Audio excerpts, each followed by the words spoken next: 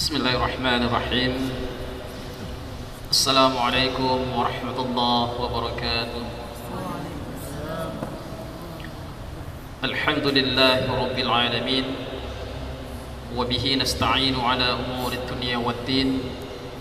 Ashhadu an la ilaha illallah wahdahu la syarika lah. Wa ashhadu anna Muhammadan abduhu wa rasuluh. Allahumma salli ala Muhammad wa ala alihi wa sahbihi ajma'in. Amma ba'd. Faya ibadallah, ittaqullaha haqqa tuqatih wa la tamutunna illa wa antum muslimun.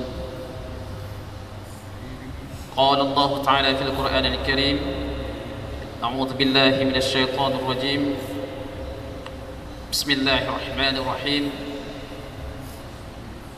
Qala rabbi bima aghwaytani la uzayyinan lahum fil ardh.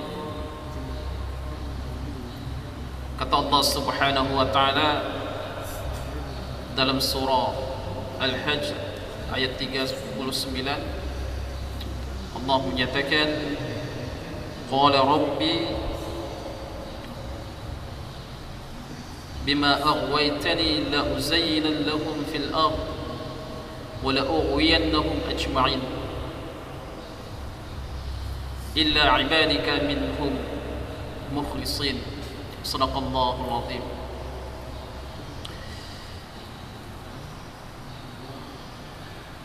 Hadirin sidang kajian remaja Masjid Agung Baitul Ghafur yang dimuliakan Allah Subhanahu wa taala. Alhamdulillah, segala puji bagi Allah Subhanahu wa taala. Allah masih memberikan kesempatan kepada kita. Allah masih memberikan kekuatan hidayah pada kita semuanya. Karena hidayah Allah Subhanahu wa taala, kalau kita tidak benar-benar memegangnya, menggigitnya begitu kuat, maka hidayah Allah Subhanahu wa taala akan lepas dari genggaman kita. Maka hadirin yang Allah Subhanahu wa taala, generasi muda yang dibanggakan oleh Allah Subhanahu wa taala, hari ini Islam ini bagaikan sebuah hal yang ingin kita sampaikan, sebuah upaya yang apabila upaya ini tidak sungguh-sungguh, maka kita telah banyak membaca bagaimana historisnya Islam itu layu. Kita pasti mendengar bagaimana Islam itu di negara Eropa, yaitu di Cordova, ataupun yang kita kenal dengan Andalusia sebutan Arabnya, ataupun sebutan kerennya yaitu Spanyol. Bagaimana Islam di sana yang dulunya masyhur, hari ini tinggal nama saja. Bagaimana Masjid Al-Hamra yang begitu megahnya, sewaktu kita masuk ke dalam masjid tersebut tertulis di pintunya, La ilaha illallah Muhammadur Rasulullah. Tetapi di dalamnya hari ini yaitu pidato-pidato dan nyanyian-nyanyian tetangga kita. Itu yang terjadi. Maka bisa saja sejarah ini Allah Subhanahu wa taala rilis kembali. Kalau bahasanya dirilis. Bisa saja sejarah Spanyol itu sedang diterapkan pada diri kita untuk dihancurkan. Maka hadirin sidang majelis ta'lim yang Allah Subhanahu wa taala, Anda pasti mengetahui yang namanya besi. Besi itu masanya ringan atau berat? Berat.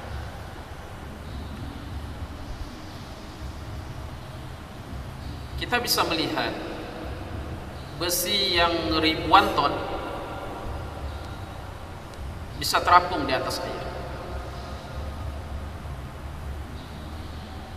Ada paku yang cuman sebiji, sebatang,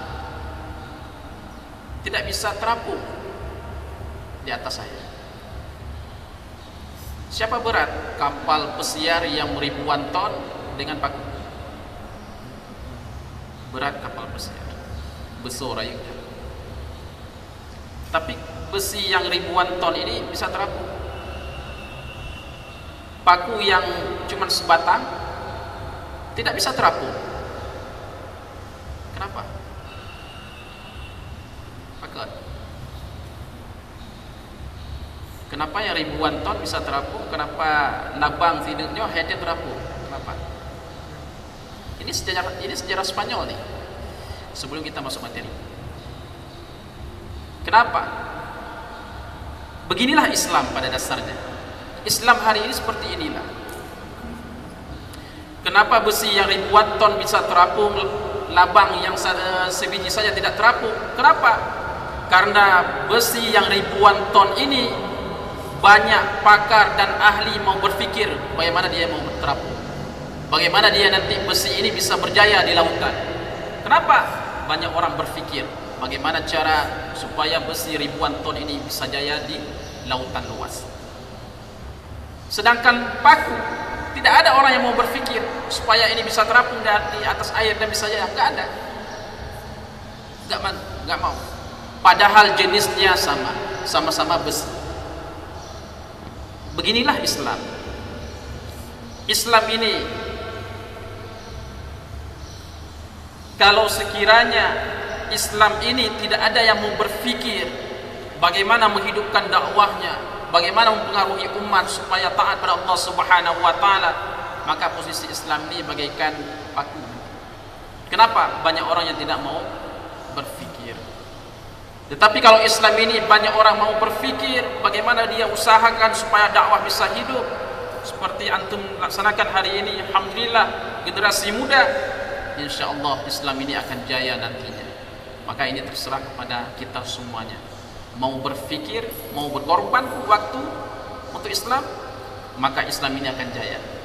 Tetapi apabila Islam ini tidak lagi kita fikirkan, dunia sudah menjadi primadona, maka yang terjadi Allah ganti nanti. Allah ganti dengan kaum yang lain. Hadirin sekalian Allah Subhanahu wa taala. Mudah-mudahan sejarah Spanyol tidak terulang di tempat kita. Kalau kita tidak mau berpikir hari ini, rugi saja. Masjid yang megah seperti ini hanya tinggal tempat selfie saja, bukan tempat ibadah. Selfie menanazan di beda juga kan? Karena tujuannya ke masjid bukan untuk beribadah, selfie. Maka perlu kesadaran kita untuk menyadarkan umat, pergerakannya walaupun sedikit, walaupun seperti ini kajian remaja masjid. Mudah-mudahan ke depan tidak hanya rumah lingkupnya remaja masjid, remaja di luar pun kita panggil untuk meramaikannya. Itu yang kita harapkan. Supaya apa? Islam ini bisa muncul. Spanyol hancur seperti itu. Spanyol tidak ada lagi orang yang mau berpikir. Muda-mudinya sudah terikut dengan mode perkembangan zaman. Jiwa mujahidnya enggak ada lagi, sehingga Islam itu hancur. Itu yang terjadi di Spanyol. Anda nanti bisa baca cerita. Kemudian salawat dan salam kepada baginda Rasulullah sallallahu alaihi wasallam. Rasulullah yang telah memberikan contoh dan suri teladan kepada kita semuanya. Mudah-mudahan contoh dan suri teladan yang Rasulullah sallallahu alaihi wasallam tunjukkan kepada kita mampu untuk dapat kita terapkan dalam kehidupan kita sehari-hari. Hadirin sidang kajian yang Allah Subhanahu wa taala, manusia itu diciptakan Allah Subhanahu wa taala penuh dengan kelupaan, penuh dengan kekurangan. Khuliqal insana khalu'a, penuh dengan keluh kesah. Betrun ujian salah, nauro lagi apa salah. Itulah manusia, serba salah. Itu manusia. Khuliqal insana khalu'a, penuh dengan keluh kesah. Itu manusia. Maka hadirin sekalian jamaah Allah Subhanahu wa taala, manusia pun juga pelupa, manusia pun banyak berbuat kesalahan. Tetapi sebaik-baik manusia, kata Allah Subhanahu wa taala, fastaghfaru li dzunubihim. Dia begitu mengerjakan dosanya kepada Allah Subhanahu wa taala, fastaghfar. Dia mohon ampun kepada Allah Subhanahu wa taala li dzunubihim, terhadap dosa-dosa yang dia lakukan. Apalagi kita generasi muda. Generasi muda ini generasi yang darahnya begitu panas. Panas. Saya sudah merasakan jadi generasi muda. Alhamdulillah, mudah-mudahan bisa bergabung juga dengan kaula muda. Banyak tantangan yang harus dihadapi, banyak persoalan yang harus diselesaikan, banyak rayuan yang sangat menggoda, banyak hal yang menyebabkan pemuda ini harus memilih antara dia lakukan atau dia tinggalkan. Maka ukuran sesuatu itu bagus antara dia pilih dikerjakan ataupun ditinggalkan, yaitu dengan agama, ad-din, bukan ukuran akal. Jadi janganlah kita melihat sesuatu itu menurut kita, menurut akal kita, tidak boleh. Ya, tetapi lihatlah sesuatu itu menurut ukuran Allah Subhanahu wa taala. Maka kalau ditimpakan segala sesuatu, kembalikan kepada Allah, biar Allah yang menilai, biar Allah yang memberi jalan keluar kepada kita semuanya. Hadirin sedang jemaah Allah Subhanahu wa taala, adapun kajian kita pada hari ini insyaallah yaitu efek daripada perbuatan maksiat yang kita lakukan, yang telah kita lakukan. Ada enggak efek maksiat tersebut? Maka hadirin sedang jemaah Allah Subhanahu wa taala, efek maksiat ini pada dasarnya sangat besar. Apabila kita tidak mau untuk memohon ampun kepada Allah Subhanahu wa taala, kita harus mengetahui dulu apa itu maksiat. Maksiat itu yaitu sesuatu perbuatan yang dilakukan menyalahi dari aturan Allah Subhanahu wa taala. Maksiat sesuatu yang dilakukan yang perbuatan tersebut menyalahi aturan Allah Subhanahu wa taala, itu maksiat. Apakah bentuknya sifatnya fahsya, sesuatu hal yang keji, atau mungkar, ataupun perbuatannya mungkar, merusak. Fahsya perbuatan keji, mungkar merusak. Maka kedua hal ini disebut dengan perbuatan maksiat. Mencaci maki, fahsya, karena itu dia sangat hina perbuatan tersebut. Dengki, mencaci maki, dengki, segala macamnya. Berjudi, khamar, membunuh, fahsya, perbuatannya keji, tetapi efek daripada tersebut mungkar, merusak orang lain. Maka hadirin sidang jamaah Allah Subhanahu wa taala, ini semuanya termasuk dalam perbuatan-perbuatan maksiat. Iri terhadap orang lain, ya, termasuk maksiat juga. Maka bagaimana sih efek dari maksiat tersebut yang kita pelihara? Apakah bagus bagi kita atau tidak? Sudah tentu hal tersebut tidak bagus bagi kita. Kata Rasulullah sallallahu alaihi wasallam dalam sebuah hadis Rasulullah sallallahu alaihi wasallam yang diriwayatkan oleh Abu Hurairah, "Innal 'abda idza akhta'u khati'atan." Apabila seseorang hamba, kata Rasulullah sallallahu alaihi wasallam. Karena kenapa? Kita wajar saja. Karena kata Rasulullah sallallahu alaihi wasallam, "Kullu bani Adam khata'un." Setiap anak Adam ini pasti ada berbuat kesalahan. Maka yang lebih bagusnya siapa? Yang mau memperbaiki kesalahan tersebut, mohon ampun kepada Allah Subhanahu wa taala. Kata Rasulullah sallallahu alaihi wasallam, "Innal 'abda idza akhta'a khati'atan." Apabila dia mengerjakan sesuatu perbuatan kesalahan, kata Rasulullah sallallahu alaihi wasallam, nukitat fi qalbi, maka Allah Subhanahu wa taala kesalahan tersebut yang berbentuk maksiat pada Allah Subhanahu wa taala nukitat fi qalbi, maka Allah Subhanahu wa taala akan memberi tanda pada hatinya. Allah beri tanda pada hati kita.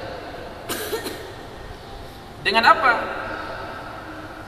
Nuktatun sauda, dengan sebuah titik, yang titik berwarna hitam.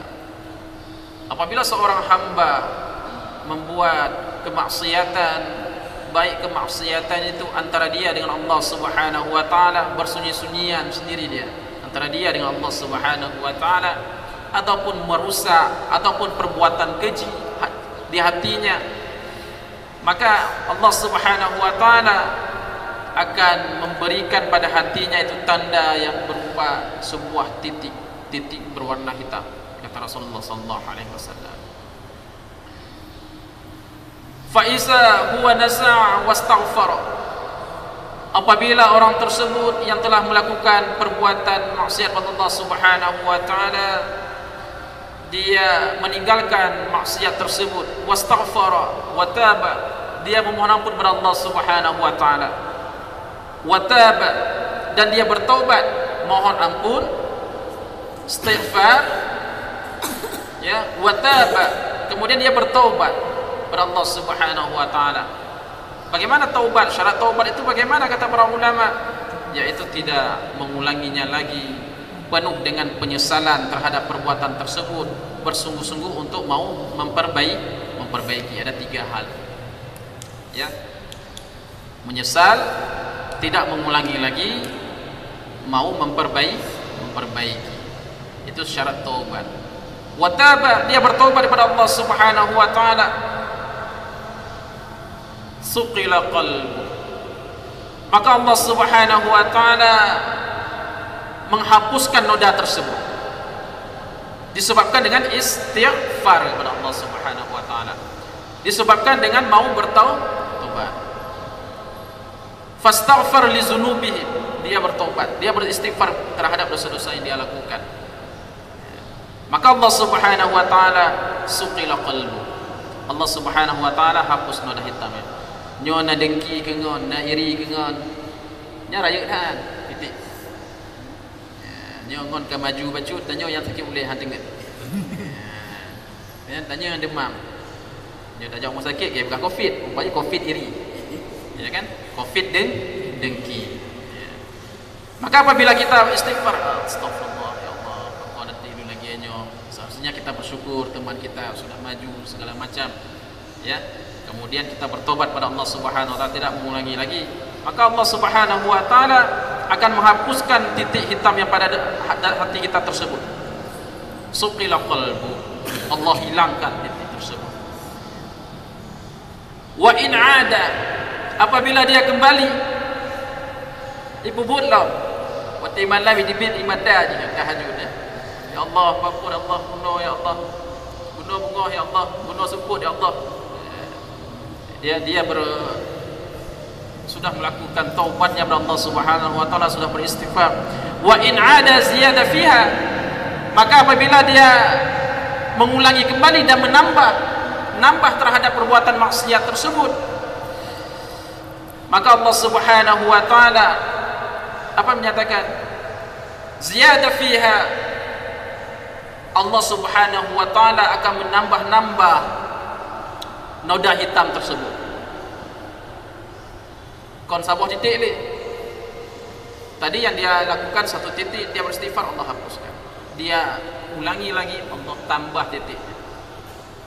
Hadirin sekalian Allah Subhanahu wa taala, kalau dia tidak mau beristighfar lagi kepada Allah Subhanahu wa taala, dia melakukan hari ini dia melakukan maksiat, nanti malam dia taubat kepada Allah Subhanahu wa taala, beristighfar kepada Allah Subhanahu wa taala, tengok lagi hanya Allah Maha Pengampun, tapi biar ulang-ulangkan lagi nya. Apa sih? Ya. Bunuh buku catatan malaikat apa? Ya. Dia mohon ampun lagi kepada Allah Subhanahu. Allah Maha Mengampun. Tapi biarlah lagi ubatnya mau budai nainan tadi. Maka apabila dia mengulangi lagi, maka kata Allah Subhanahu wa taala, kata Rasulullah sallallahu alaihi wasallam, ziyada fiha, Allah tambah pada hatinya, hatta ta'lu qalbahu, sampai noda tersebut menutupi hatinya semuanya. Nyoke hitam hati, nyoke hitam hati kita. Nyo separuh hati hitam, ada kesempatan untuk membersihkan. Manyoka mandum punuh hati kita nyo. Bagaimana kita mohon ampun kepada Allah Subhanahu wa taala? Apakah enggak putih lagi? Putih. Mungkin prosesnya panjang.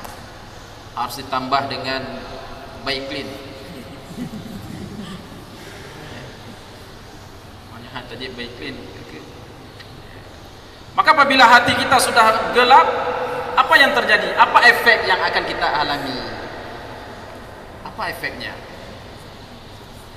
Maka hadirin sidang kajian yang Allah Subhanahu wa taala, maka yang pertama yang akan kita rasakan yaitu apabila maksiat itu telah menutupi hati kita, kapunoh dengan hitam bunuh, nuktatun nyan titik nyan kapunoh, nuktatun sauda kapunoh.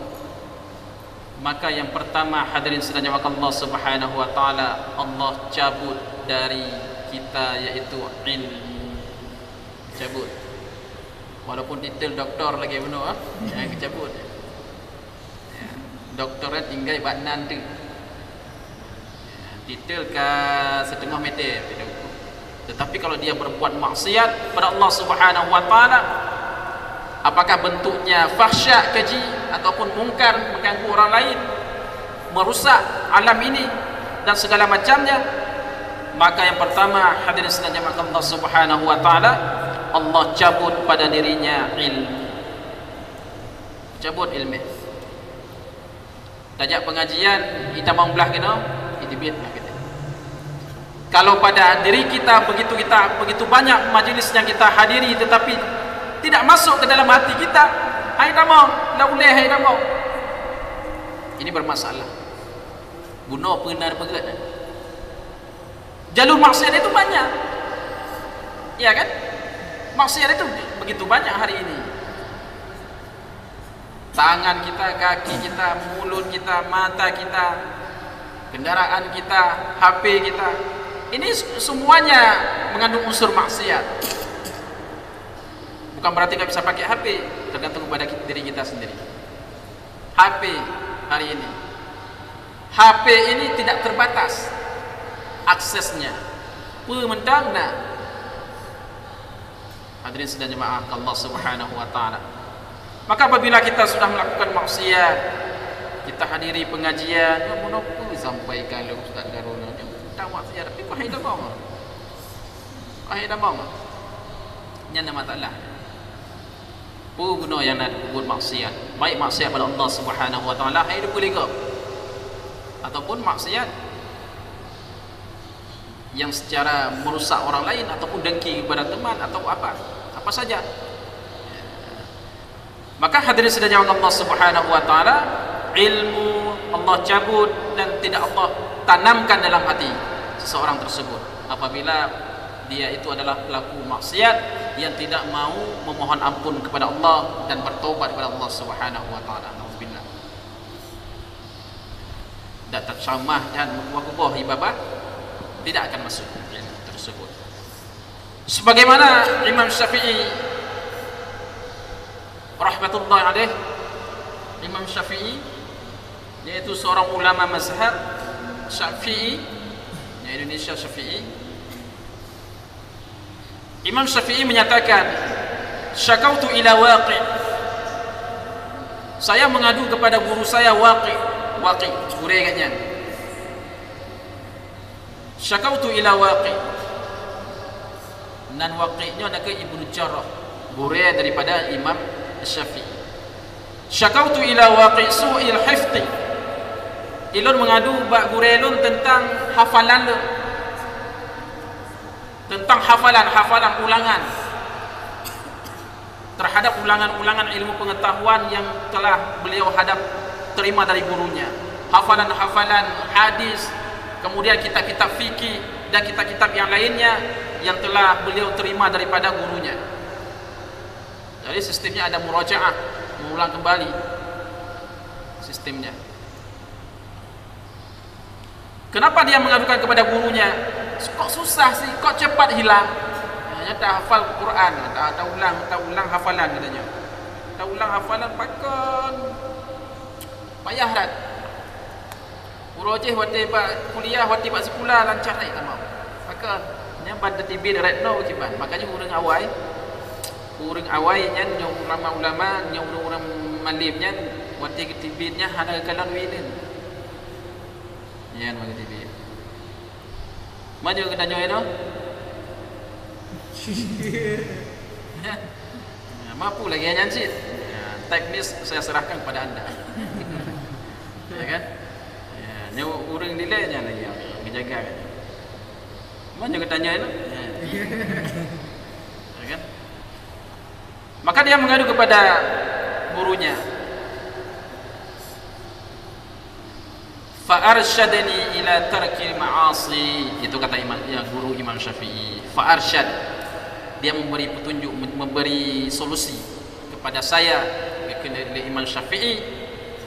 Fa'arsyadani, dia memberi petunjuk, memberi solusi kepada saya, ila tarkil ma'asi, hendaklah saya meninggalkan perbuatan maksiat. Rupanya Imam Syafi'i baksi uro, memang ini tertulis dalam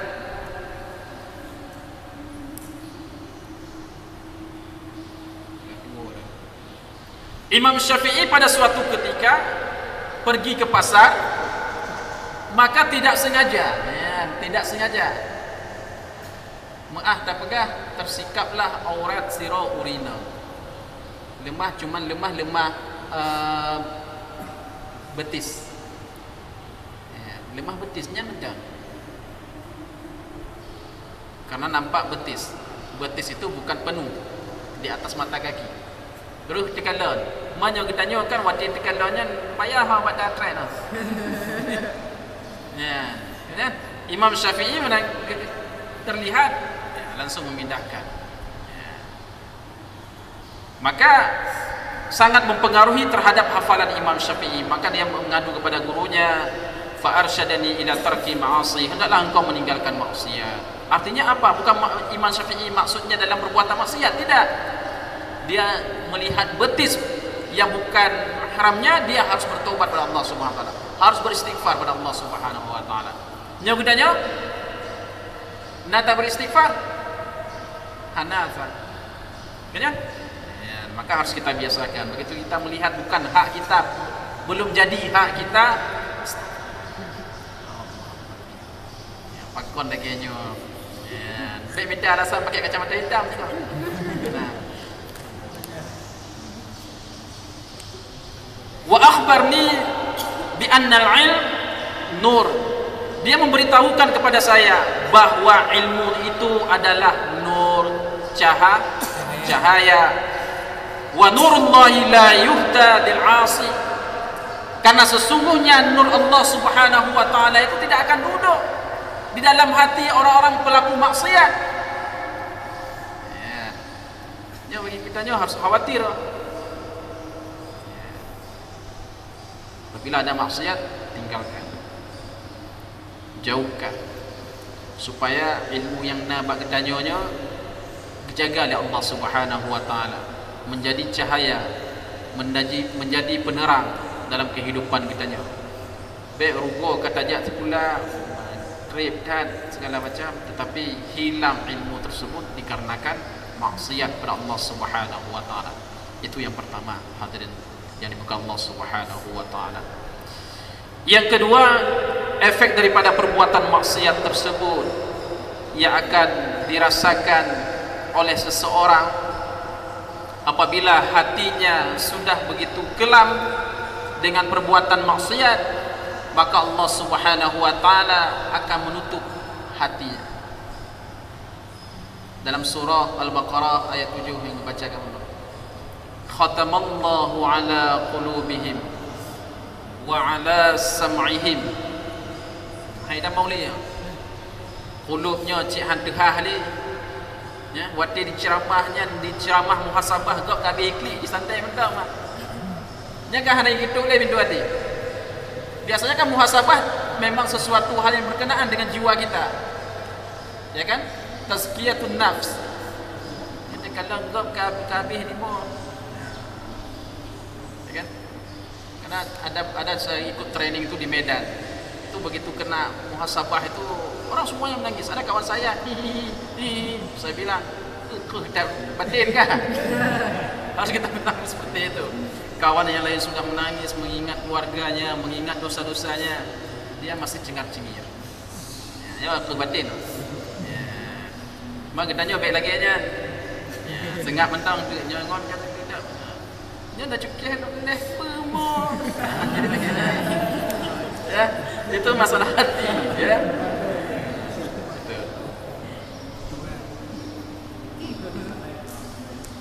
Khatamallahu ala qulubihim, Allah mengunci pintu hatinya.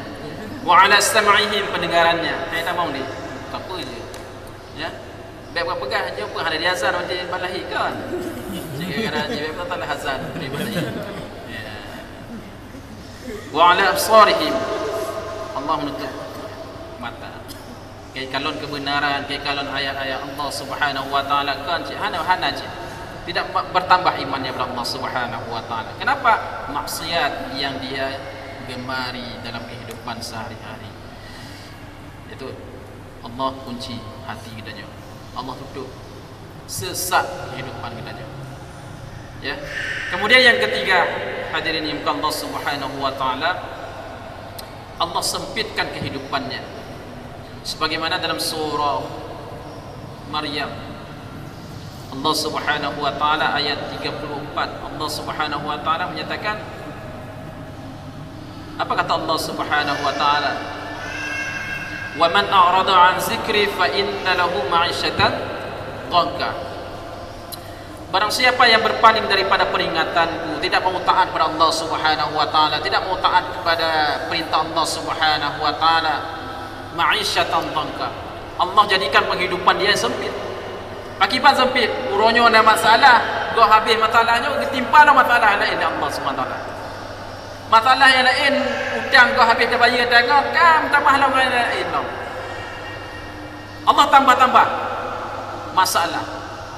Fa inna lahu ma'isyatan dhanka. Maka baginya itu Allah jadikan penghidupan di dunia itu sempit. Macam ada apa dia? Ada apa lu masalah? Betul-betul masalah lu. Nyo yang pas masalah lu bergadah pohro. Dipikir dengan pohronya gadah masalah. Dia bukan angkir tak aja dengan bukan angkir. Ya kan? Ya, maka banyak orang yang enggak berfikir wajar ya, enggak mau berfikir secara logis. Ada pohro mentah mau. Jeep baygon lah. Pakai es. Rupanya dia menghadapi pada bukan nakir masalahnya. Fa inna lahu ma'isyatan dhanka wa nahsyuruhu yaumal qiyamati a'ma. Maka nanti Allah bangkit dia dalam keadaan buta. Anjing kalau ni, bahkan kenapa dia dibangkitkan dalam keadaan buta? Karena dia mengingkari kenikmatan Allah Subhanahu wa taala di waktu dunia. Dia mohon kepada Allah, Rabbi lima khasyartani a'ma, ya Allah, bahkan dibangkitkan lu dalam keadaan buta. Wa kuntu basira. Lu dilai betul-betul jit lu kalah. Dia mohon kepada Allah Subhanahu wa taala. Iyalah. Bagaimana Allah mau jadikan dia itu bisa melihat sesuatu di dunia dia enggak tahu diri. Itu yang ke berapa tadi? Ketiga.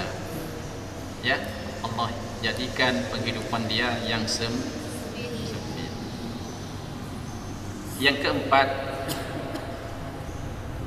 dibagai baca, Allah turunkan maksiat daripada perbuatan maksiat tersebut yang ada dilakukan oleh hamba-hamba Allah. Dia tidak mau bertobat pada Allah Subhanahu wa taala. Allah turunkan pada negeri tersebut, pada desa tersebut, pada qaryah tersebut, yaitu bala. Allah turunkan kepada orang pelaku maksiat tersebut bala. Kampung tersebut bala, negeri tersebut bala. Turun bala dari Allah Subhanahu wa taala. Akibat cara turun bala dari Allah. Kalau bala bagi kita apa? kalau bala bagi kita, Allah hancurkan diri kita tersebut dengan berbagai musibah.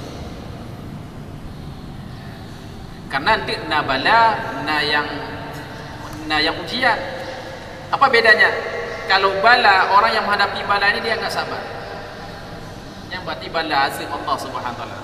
Tetapi kalau dia bersabar, itu adalah ujian Allah Subhanahu wa taala. Yang dah tandanya. Nya gaduh HP gabung lagi mana tu boh yang bala ke. Tapi pernah gaduh HP. Tapi harus berusaha juga. Saya betul-betul ada mentang ada berusaha sewajarnya. Ya. Anak bergabung dah. Biar lagi mana menan ni tak perlu. Ya, sabar. Marah ustaz nak pegah cimangat. Kenang ron lagi anjir. Hai lu you pegah le video ni. Pegah. Ya, gitu. Maka hadirin Allah Subhanahu wa taala, kata Ali dalam kitab Tanwirul Qulub, ya, dalam Tanwirul Qulub, kulli ali ma nuzila bala'un illa bizambi. Tidaklah diturunkan sesuatu bala bencana oleh Allah Subhanahu wa taala illa bizambi, melainkan di tempat tersebut adanya maksiat. Maka juna maksiat gedanya hana tatim cegah, tak terima mudah modalnya nanti oleh Allah Subhanahu wa taala. Baik tak buat salahnya banjirnya kerana tanggul ke bekah. Gedanya kalau bersalah ke waktu yang terjadi. Nyo cik salah bulan, cik salahnya, salah aje. Padahal salah kita. Maksiat merajalela. Kita biarkan. Waktu kalau betul nanti banjir, baru dapat salahnya tanggul hanya bagi ada pemerintah kan pemerintah. Tidak boleh seperti itu. Salah kita. Maka kelihatan lagi ya, tidaklah diturunkan suatu bencana kelihatan manuzila bala'un, tidaklah diturunkan sebuah bencana bala illa bizambi, melainkan di tempat tersebut adanya maksiat yang merajalela. Urangnya kitanya terjadi maksiat merajalela, cuman seperti biasa-biasa saja, bahkan menjadi kebanggaan. Ya ciduk bagi kedai kopi lawenya urang main HP pun nanti kan chip rata tak goi main chip nya tak pegang hari dah hari dengar kalimat je mana yang lalu pegang nyo haramnya kaedah ni lagi-lagi nyo kan ustaz nyo game Islami apa kan dia bukan Islam nak sedekah kita Allah ya Allah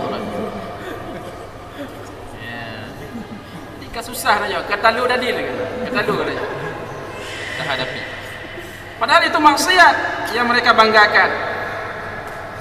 Maka kena Ali wala rufi'a bala'un, tidaklah diangkat sebuah bala itu sebuah bencana dari suatu desa pada diri seseorang ataupun pada suatu qaryah kota segala macamnya illa bitaubati, melainkan di desa tersebut banyak orang-orang yang bertaubat kepada Allah terhadap maksiatnya.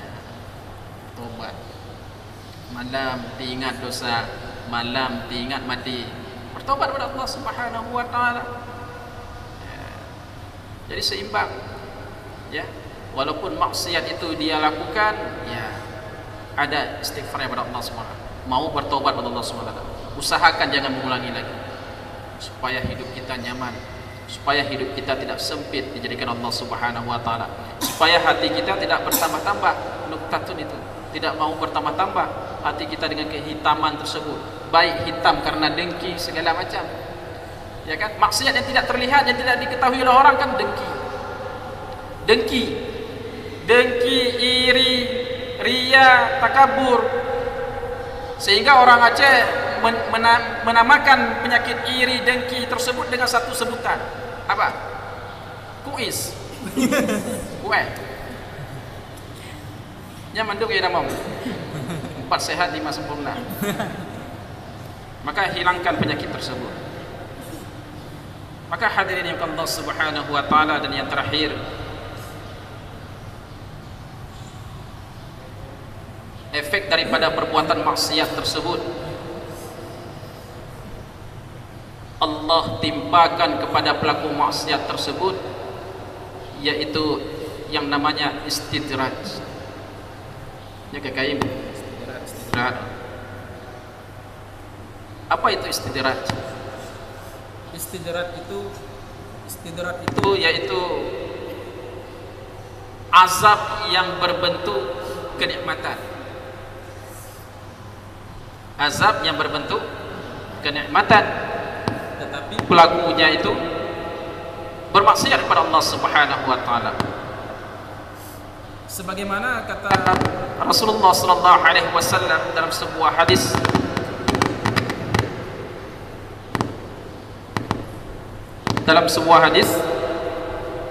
iza ra'aita Allah ta'ala yu'ti 'abda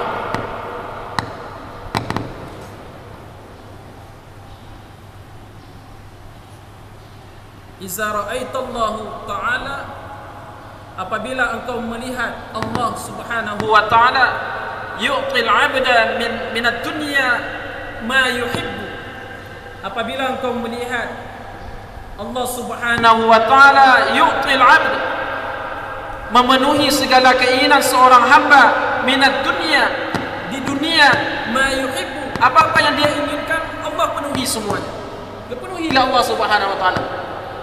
Boleh motor itu motor, boleh Honda, boleh ibu rumah tangga tiroda, Allah tambahlah. Perlu rumah yang mewah, Allah berikan. Semuanya kenikmatan Allah berikan kepada dirinya. Tetapi kata Rasulullah sallallahu alaihi wasallam, nakah urangnya wa huwa muqimi ala ma'asi, dia itu adalah seorang orang yang berkekalan, muqimi ma'asi, dia berkekalan dalam perbuatan maksiatnya kepada Allah Subhanahu wa taala. Han lepas daripada maksiat dia kepada Allah Subhanahu wa taala, dia tetap tak ujak pak masjid cuma dengar azan undang, dianggur undang, jadi kiranya ada je masjid dia. Dia anyuran dia, nanti adik ikut. Padahal ikut lepas dapatkannya. Dia tidak mau berbuat ibadah kepada Allah Subhanahu wa taala, selalu dalam perbuatan maksiat kepada Allah Subhanahu wa taala. Wa huwa muqimi ala ma'asi, dia senantiasa berkekalan dirinya dalam perbuatan maksiat kepada Allah Subhanahu wa taala.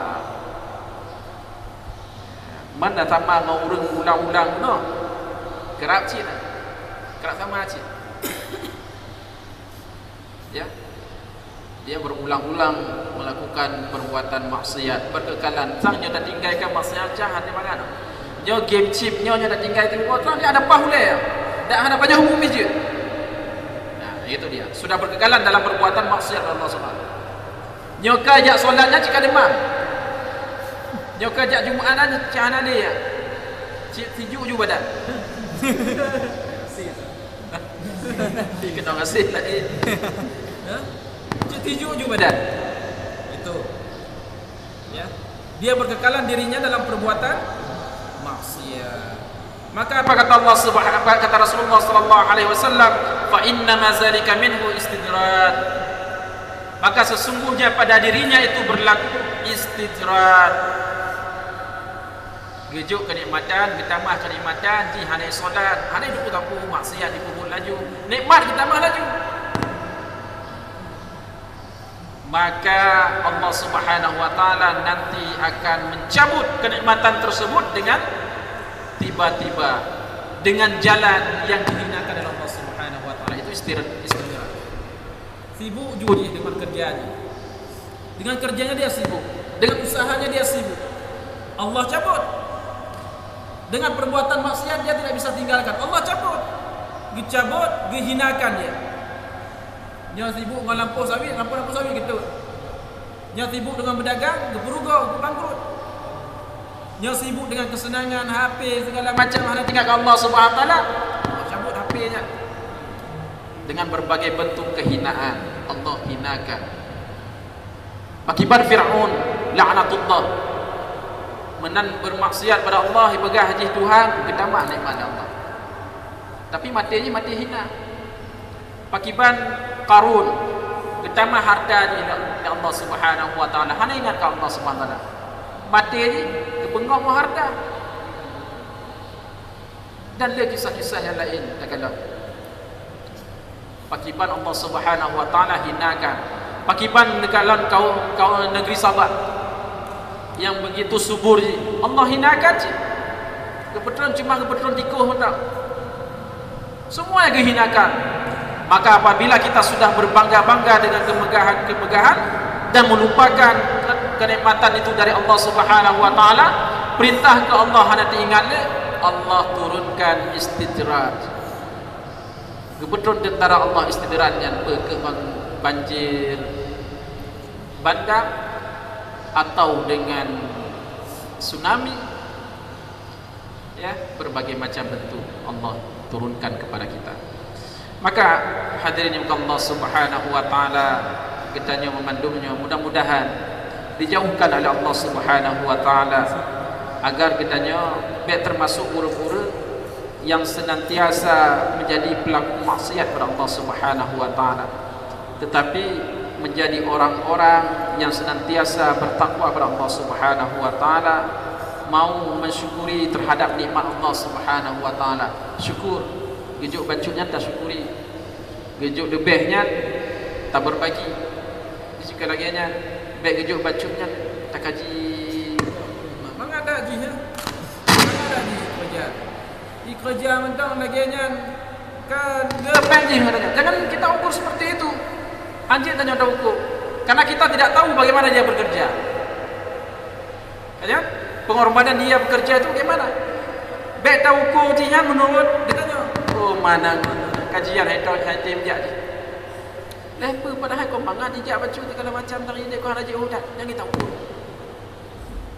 Kita doakan. Kadang dia cina halangan. Kadang bawa tenya, kadang minyak Honda jika habis. Anak ada pun dia.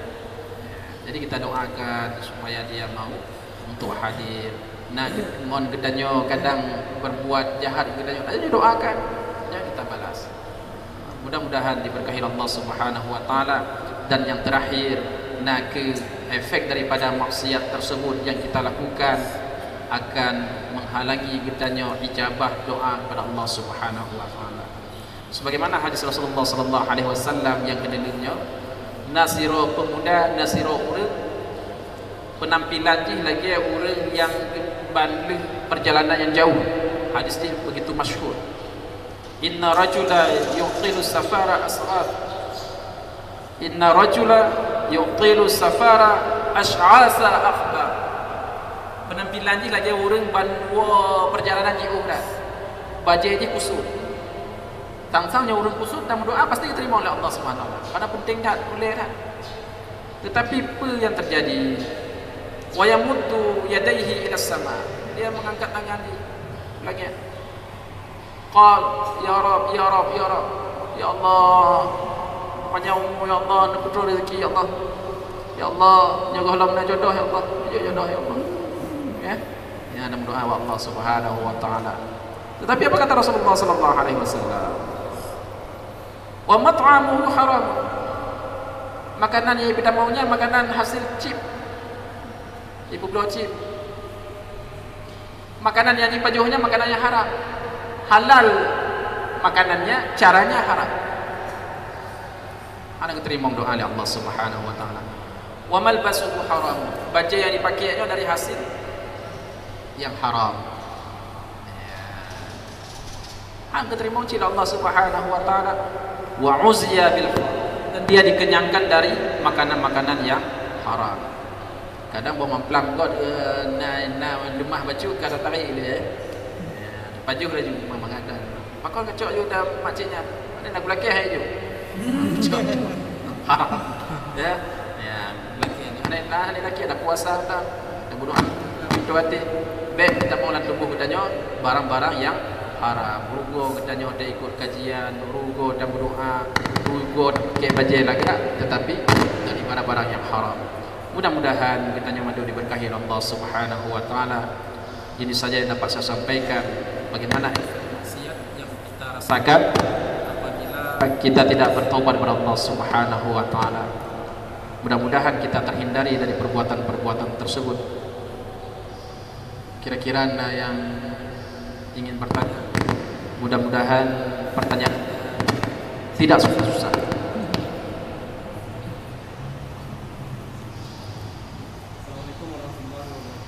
Waalaikumsalam warahmatullahi wabarakatuh. Mengenai pertanyaan yaitu orang-orang yang melakukan maksiat, kemudian misalnya dia melakukan maksiat di siang hari, di malamnya dia bertobat, kemudian siangnya dia bermaksiat lagi, kemudian dia bertobat lagi. Apakah orang-orang seperti ini digolongkan sebagai juga orang-orang yang munafik? Karena sesungguhnya orang-orang munafik itu berada di dasar hati mereka.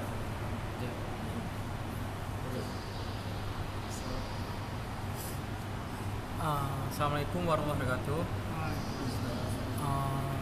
Lagi news lah. Cuma dengar cerita, tapi kan pasti atau enggak ya maka dipertanyakan. Ada orang, ini kan dengar Ustaz tadi orang apa efek dari orang berbuat maksiat.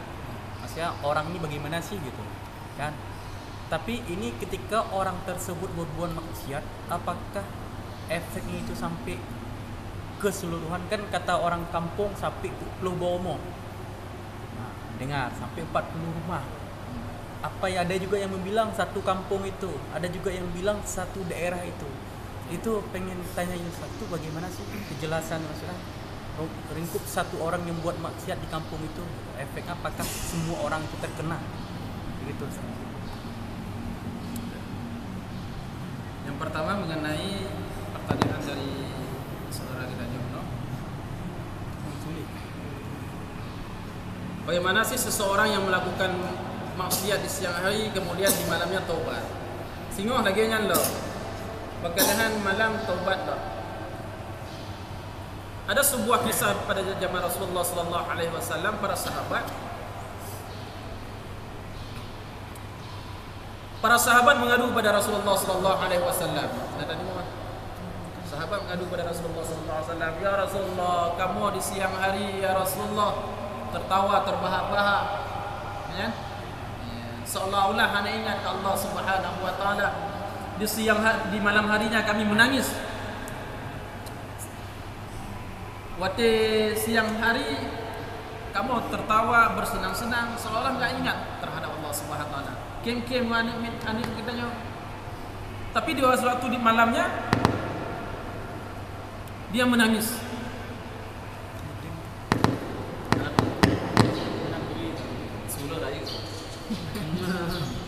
Dia menangis. Bagaimana ya Rasulullah? Apakah kami ini termasuk orang-orang yang tidak bersyukur kepada Allah Subhanahu wa taala sebagai orang-orang pelaku maksiat? Kira-kira lagi yang hadis ini. Maka kata Rasulullah sallallahu alaihi wasallam, tidaklah seperti itu. Kau lagi nyanake suatu sifat pada seorang hamba yang tahu akan kelemahan. Hanya ada perlu manusia. Hai dan Nabi undang dan kesalahan. Apakah hanya termasuk pada sifat orang-orang munafik? Tidak. Maka sebaik-baik orang apabila dia itu mengerjakan sebuah maksiat, fastaghfiru li dzunubihim, maka bersegeralah dia itu bertobat, memohon ampun kepada Allah terhadap dosa-dosa yang dia lakukan. Kau berarti munafik sehingga lagi nyalam kau lagi nya, tetapi alangkah baik lagi nyan sabi. Ya, alangkah baik jangan seperti itu. Harus dirubah. Tidak termasuk pada orang munafik. Kenapa? Hatinya tertutup pada Allah Subhanahu wa taala. Karena setiap manusia itu pasti akan berbuat kesalahan. Sahabat Rasulullah hendak mengadu kepada Rasulullah lagi nya. Maka kepada Rasulullah sallallahu alaihi wasallam, kau termasuk orang yang munafik. Manusia cilagiannya. Maka segala manusia yang senantiasa berkekalan dalam perbuatan ketaatan kepada Allah. Yang kedua,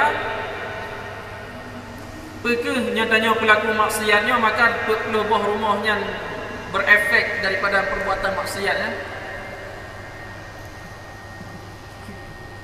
Kira-kira dah terdengar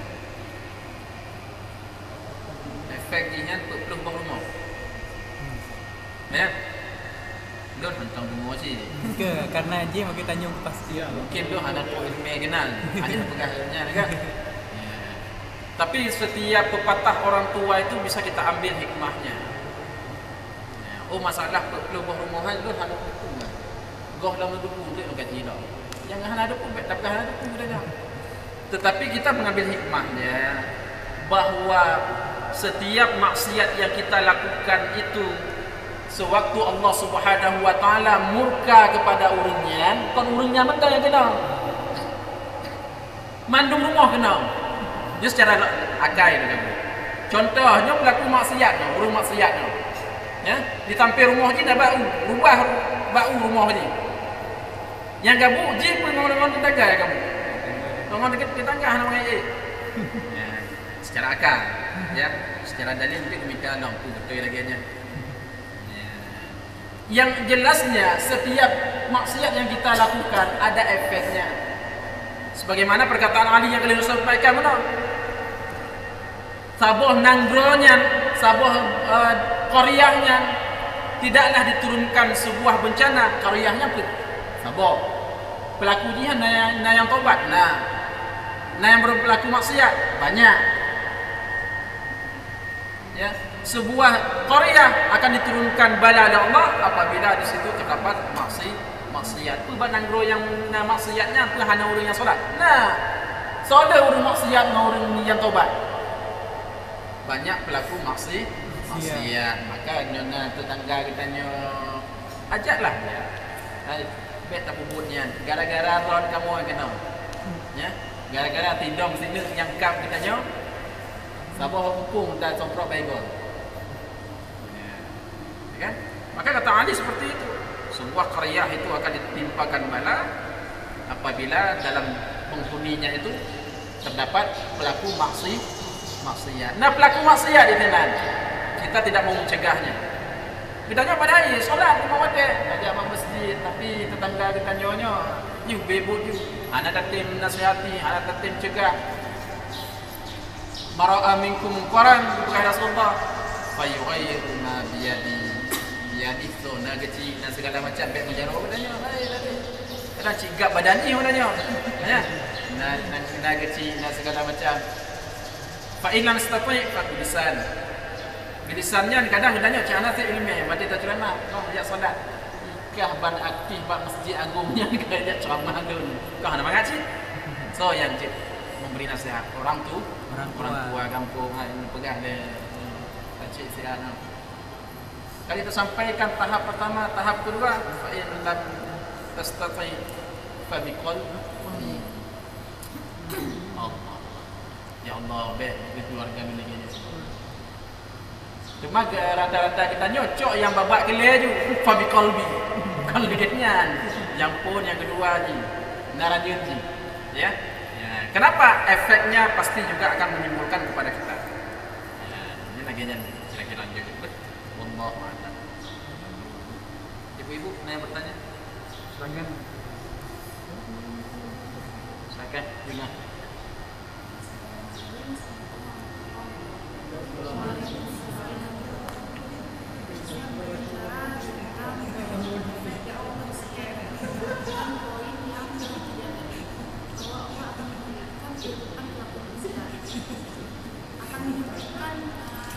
Ya. Salah satu tandanya bahwa masalah itu harus bertahap. Nah, kita mengalami satu masalah yang mungkin sangat berat dan masalah itu tidak mempunyai solusi.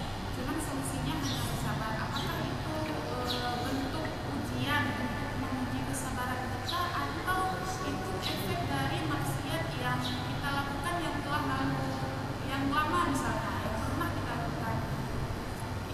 Saya sendiri tidak bisa membedakan bahwa ini ujian untuk saya lebih sabar atau memang ini efek dari maksiat yang pernah saya lakukan.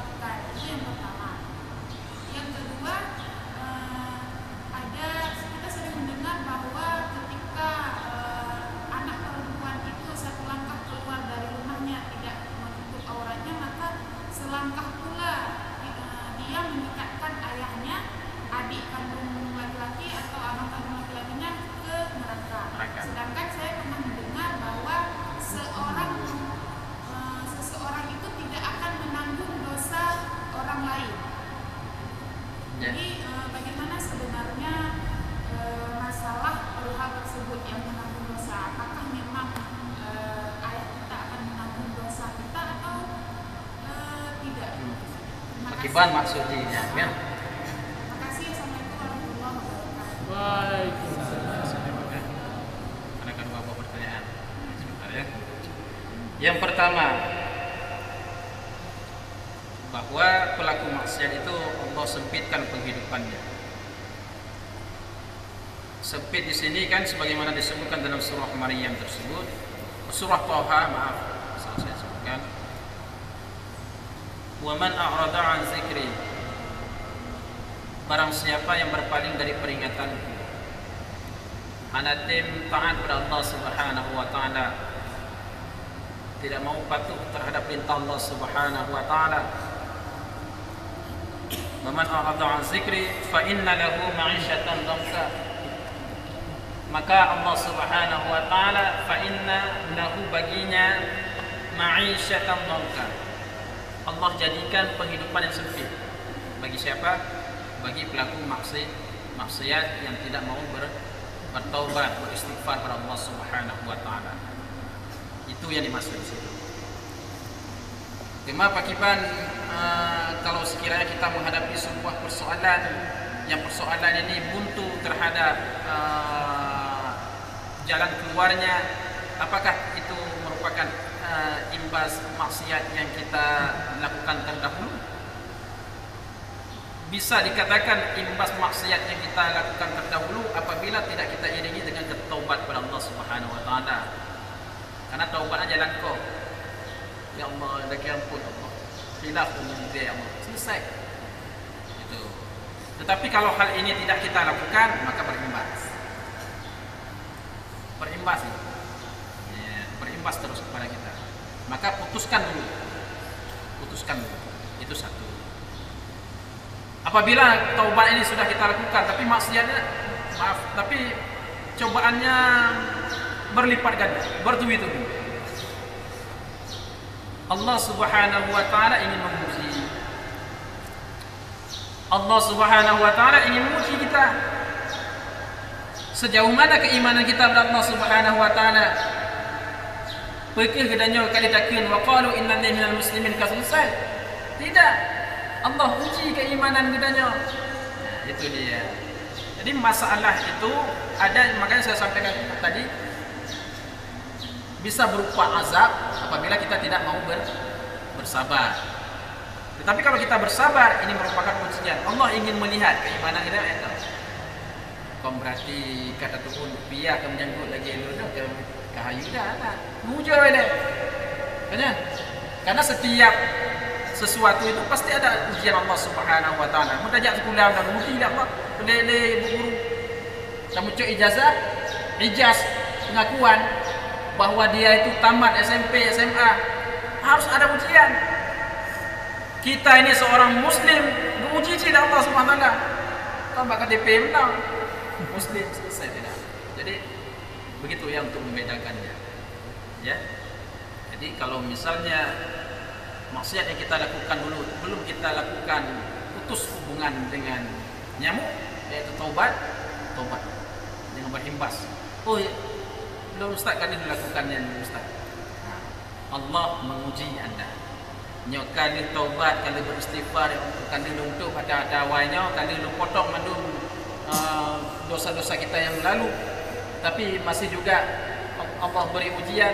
Allah ingin menguji terhadap keimanan anda, terhadap kesabaran anda yang tinggi. Hadirin Allah Subhanahu wa taala. Maka kenapa? Pasti Allah beri jalan keluar. Bagaimana jalan keluarnya? Kita mohon kepada Allah, tetap berusaha, dia sabar, bukan mana usaha pun tak jecit. Kenapa? Dalam surah Talaq ayat 2 Allah Subhanahu wa taala berkata, "Wa may yattaqillah", barang siapa yang bertakwa kepada Allah. Sambungannya, "Yaj'al lahu makhraja". Jadi gampang jalan keluarnya, bertakwa dia kepada Allah. Ikuti terus, takwa terus kepada Allah Subhanahu wa taala. Yaj'al lahu makhraja, yang tanya anggap sangat cahana jalan keluar, Allah beri jalan keluar. Ya pasti Allah beri jalan keluar. Pajan. Baik tanya pajan. Kalau tanya nanti sama dia malaikat Jibril. Sabar boleh. Ya. yaj'al lahu makhraja. Pasti Allah beri jalan keluar. Pasti. Kemudian kita ukur sesuatu itu, kadang menurut kita umpamanya cak ada galak dulu lagi. Betul-betul kata apa? Ukurlah menurut Allah Subhanahu wa taala, la yukallifullahu nafsan illa wus'aha. Allah menguji itu karena Anda mampu. Yang uji badan jangan apa nak bawa kau. Kalau diuji sama kawan anda memang tidak sanggup. Makanya lagi kira bukan menopek tu ukur kau menopek bedanya. Hukum dah ada bedanya. Bedanya kalau tipat baca badan kau. Baca hanya pakai tapi badan kau. Kan itu. Ya. Jadi Allah Subhanahu wa taala titikan berat tersebut sesuai dengan kemampuan yang kita miliki. Allah mampu. Mungkin ya juga enggak si anak mampu. Dan positive thinking lah kepada Allah Subhanahu wa taala. Wa 'asa an takrahu syai'an wa huwa khairul lakum, kata Allah Subhanahu wa taala. Ada kalanya sesuatunya cit hana galak dan hana senang. Takrah cit jelek, cit hana gad menurut dia. Dia kata Allah wa huwa khairul lakum, yang terbaik menurut Allah bagi kitanya. Wa 'asa an tuhibbu syai'an, ada kalanya kita galak lah akan sesuatunya, cik galak dah, cipah nyampah lagi ya. Galak dah senang. Tapi bukan seperti itu yang harus kita nilai. Sesuatu yang menurut kita anggap itu baik, belum tentu baik menurut Allah Subhanahu wa taala. Wa huwa syarrul lakum, ada kalanya itu yang kita anggap baik itu padahal tidak baik menurut Allah Subhanahu wa taala. Jadi sesuatu yang menimpa kita tetap beristiqamah di jalan Allah Subhanahu wa taala, itu ujian. Allah ingin menguji Anda. Allah ingin menampakkan yang terbaik bagi Anda. Bersabarlah, berusahalah, dan positive thinking lah kepada sesuatu yang Allah berikan. Wallahu a'lam. Nalam? Nalam? Berapa mati ya? Nah? Sabukti boleh. Apakah benar yang menanggung semua apabila seorang perempuan yang keluar rumah tanpa menutup aurat, maka yang menanggungnya adalah ayahnya, abangnya? Betul lagi nya. Karena sesungguhnya dosa seseorang itu tidak dibebankan kepada orang lain. Janji wali nikah sebenarnya. Nyohan ayah, abang. Iya kan? Nyembahnya sesuatu istilah. Artinya bagaimana maksudnya? Apabila seseorang ayah tidak menegur anaknya keluar tanpa menutup aurat, apabila saudara laki-lakinya tidak menegur saudara perempuannya keluar di rumah tanpa menutup aurat, maka nyaurnya juga dimasukkan ke dalam neraka. Tapi kalau ayah naik bukan kata aurat, karena ayah super power untuk menutup aurat anaknya, abangnya itu adalah super power dalam hal kebaikan menutup auratnya. Maka yang dimaksudkan yang Anda sampaikan tadi yaitu seseorang ayah, seseorang abang yang tidak mau mengajak adiknya untuk menutup aurat. Namanya itu menutup aurat, ya nafsi-nafsi. Ya, wallahu a'lam. Sudah selesai. Manalin. Amin. Mudah-mudahan kajian kita pada hari ini diberkahi Allah Subhanahu wa taala. Dan saya pun secara pribadi mohon maaf atas segala kekurangan. Mungkin jawaban yang saya berikan kurang puas, karena ini bukanlah sesuatu hal yang perlu dipuas-puaskan, tetapi perlulah pengkajian yang lebih mendalam, lebih banyak menuntut ilmu, lebih seringlah kita mengundang para mubalik, para muallim yang mudah-mudahan memberikan pencerahan kepada kita semuanya. Dan saya mohon maaf atas segala kekurangan yang saya miliki, dan kepada Allah saya mohon istighfar, mohon ampun. Mudah-mudahan kita semuanya diberkahi Allah Subhanahu wa taala, dikuatkan ibadah kita di jalan agama Allah Subhanahu wa taala. Akhirul kalam, subhanakallahumma bihamdika asyhadu an la ilaha illa anta astaghfiruka wa atubu ilaik. Assalamualaikum warahmatullahi wabarakatuh.